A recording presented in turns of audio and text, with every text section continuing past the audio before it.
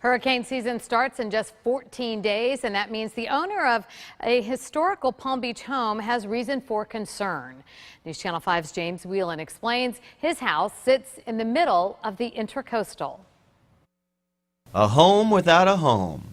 This 110-year-old house once belonged to one of Henry Flagler's engineers.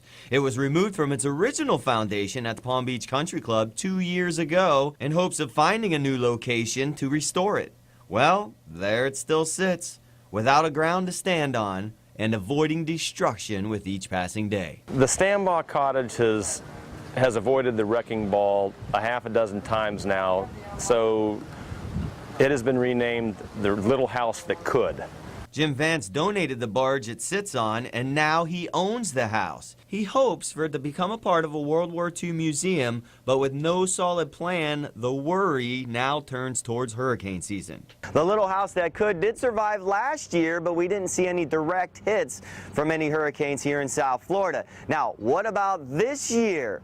Are there plans in place to make sure the Little House That Could doesn't turn into the Little House That Sank? There is a written plan in place to deal with a hurricane or any kind of severe weather event.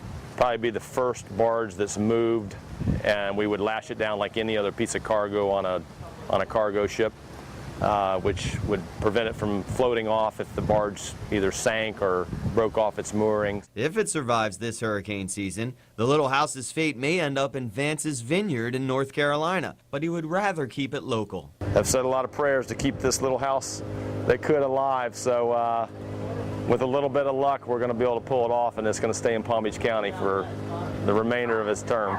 James Whelan, WPTV News Channel 5.